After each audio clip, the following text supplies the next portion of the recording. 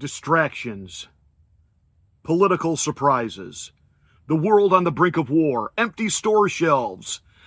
October, as only the Democrats can bring it to you during an election year. Let's have a little chat about that, shall we? Let's get ready to rumble! You can't handle the truth.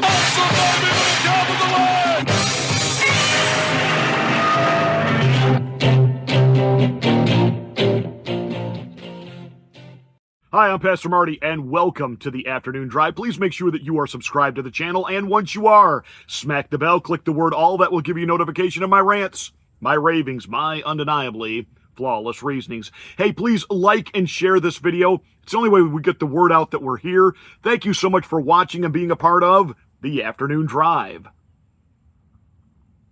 Oh, and get yourself a cup of coffee. It's going to be a good conversation.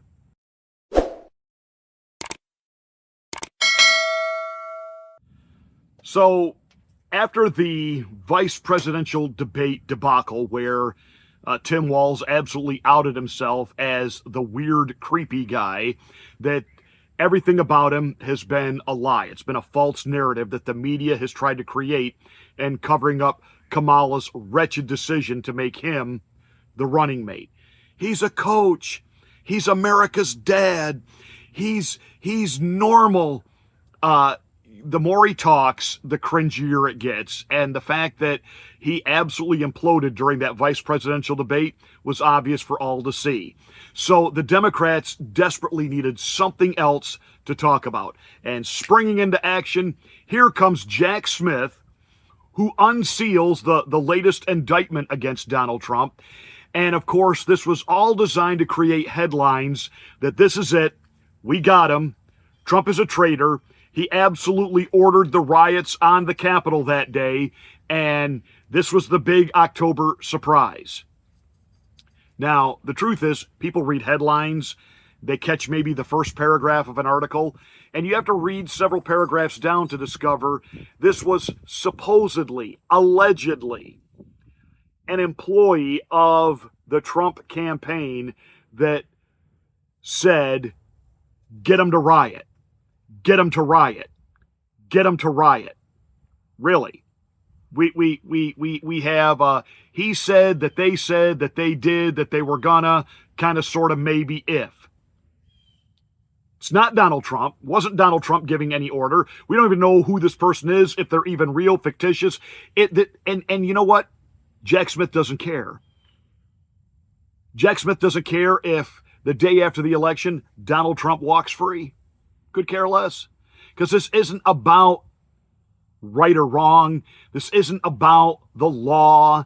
This isn't about stopping the country, quote unquote, from being overthrown, which it was never in jeopardy on the big J6. It just wasn't. You know, if you think that a few people getting into the Capitol and, you know, sitting on Nancy Botox Pelosi's desk and a guy in a Viking helmet, you know, walking into the U.S. Senate, if you think that somehow that is going to, quote, bring America to a grinding halt, come on, give me a break. We won't even get into all of what was behind that day and what happened and who the actors really were that instigated what. We've covered that ad nauseum. I think most of the American people just want to move on from that. That's not what they're dealing with at the grocery store, at the gas pump, trying to afford a mortgage payment. And now the fact that they might go to the grocery store and find completely empty shelves because we've got a dock worker strike. And so cargo ships that have all of our stuff on it can't get to port. Isn't that kind of shocking and sad that all of our stuff comes from other countries? Think that through, and then make sure that you thank Bill Clinton, George W. Bush, and all those people that were talking about, quote unquote, free trade as if it was a big capitalist thing. No. Free trade, when it's unfair that all of our American jobs go elsewhere and everything we have to bring in, and the only thing we can export are what? Soybeans? Yeah, oh, that's fair. Nothing fair or free about it. And we've been getting killed, and now that there's this strike, there goes the economy again. And I'm telling you, this was the Harris campaign has got to be going, what is going on? They wanted to be able to spin the narrative away from the wretched vice presidential debate, which absolutely showed J.D. Vance as not weird, but not only normal, but extremely competent, to where even the donor class within the Republican Party that might have still been, I don't know if I can do Donald Trump. I just don't know. They like J.D. Vance. I'm wondering, and nobody's talking about this, how many people that quote-unquote jump ship from the Republicans because they don't like Orange Man. So they even came out and gave, endorsements of Kamala. Saw J.D. Vance the other night and thought, whoa, hey, time out here. This guy isn't anything like the media portrayed him. Donald Trump's actually made an incredible choice and selection here. This guy is articulate, he's competent, he's confident, he's empathetic, he is willing to hear both sides of the issue, and wow. So you got all that. Then you've got, as we're trying to clean up from Hurricane Helene, Donald Trump was the first one to have boots on the ground, to be in Georgia and at these places while, Kamala and Joe were nowhere to be found. Kamala finally made an appearance in Georgia yesterday, kind of walking around for the photo op, and she even does that awkward and cringe. She's basically walking with one guy past a down telephone pole, where Donald Trump is in the thick of it with all kinds of people around him, and he's talking to the people that live there and have been devastated. He started a GoFundMe page. I think it's up to like $6 million that it's collected thus far. And what does Kamala do? She promises $750 to anyone affected by the hurricane. What is $750 going to do? In all seriousness, seriously, what is it going to do? Even if they got them the $750, what bank can they go cash the check in? What's open that they can even use it at? It's just, you talk about just a complete disconnect from reality and what people are actually dealing with. Because Kamala herself is fake and phony. She's not real, not authentic, and doesn't really know how to make a real, authentic connection. Conversely, Donald Trump has already got Elon Musk setting up Starlink communications so that the people in these devastated areas where they have no water, no power, no communication because there's no internet, there's no cell towers, Elon Musk has sprung into action and actually getting the ability for people to communicate with the outside world. That's huge. That's what you call help. And that's what Donald Trump is able to do. And he's not even the president. He can't direct FEMA. He can't direct any agencies to do anything. He's not in power. The people that are in power, they can't direct him either, because you know why? Well, the Secretary of Homeland Security, Mr. Mayorkas, dropped the bomb yesterday that because the administration spent $1.6 billion of FEMA money on illegal migrants, there's no money left. Bump-a-dum-bump. So, newsflash to Jack Smith, the Democrats, and the DOJ. Nobody gives a flying flip right now about what happened on J6 4 years ago. What they do care about is, are you telling me that we have sent billions to Ukraine and we don't have any money to help people here? We have spent billions on people who don't belong here, aren't from here, shouldn't be here, but we don't have any money to help our own, the people that actually paid taxes into the very departments which you then took that money and gave it to Ukraine and to illegals. And now there's nothing for them. Let that sink in, because that's the real October surprise, not whatever they manufacture against Donald Trump.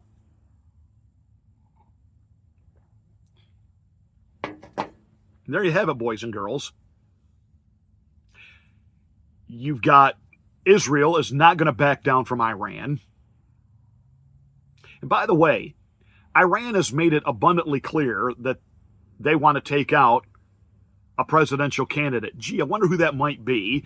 2 attempts made on Donald Trump's life. Why has that not been considered an act of war, an act of aggression?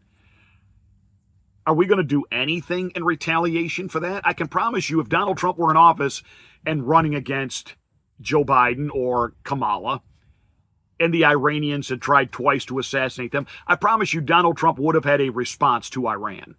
It would have been more than a Kamala word salad.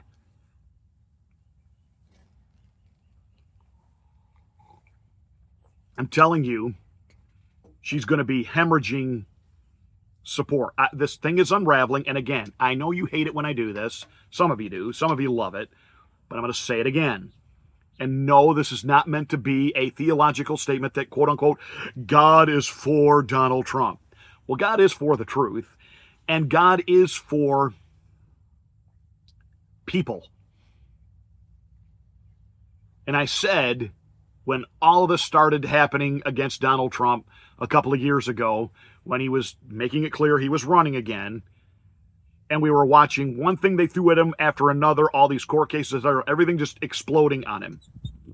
I mean, even the DA that went after him in New York City over the whole, bank fraud real estate thing, she's about to be disbarred. We know what's going on with Fannie Willis and her boyfriend Nathan's hot dog. So the Georgia case is over. Jack Smith desperately trying to cling on to some type of relevance by saying, no. We've got a staff member who said, bring on the riots, make it happen. But then the American people found out we don't have any FEMA money to help our own countrymen in the Carolinas, in Georgia. This 800-mile wide storm that's killed over 200 people. We don't have any money to help them because we've spent it all on illegals who have done nothing but bring fentanyl into this country and to bring sex trafficking of minors into this country, who have emptied their prisons and their insane asylums and dumped that into our streets. And the Democrat plan was to fan them out across the country to end swing states, to make them all registered Democratic voters. They were willing to put the safety and security of your family at risk and online so that they could have a new voting pool. That's why the border czar, Kamala Harris, swung those gates open wide and said, y'all come on in.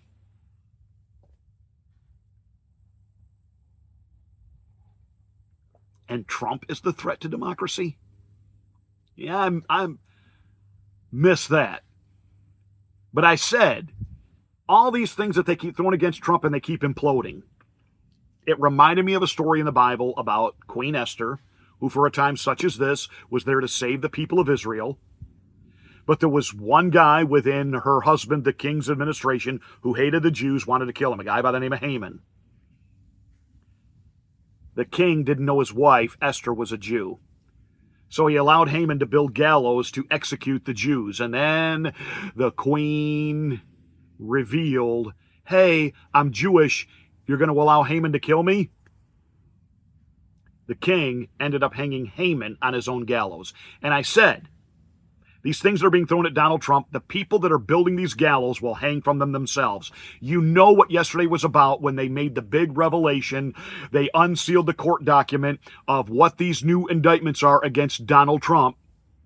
That this was to take focus off of the vice presidential debate, the fact that Kamala is collapsing in the polls, and this is going to be the October surprise that they were going to talk about from now until Election Day, that Trump really did incite the riots on J6.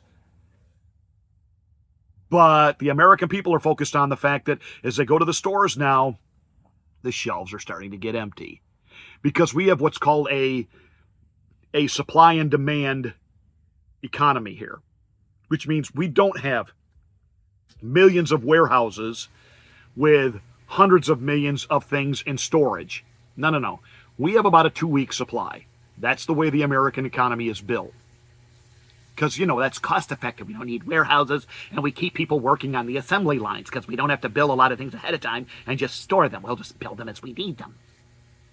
Well, that was great when everything was built here.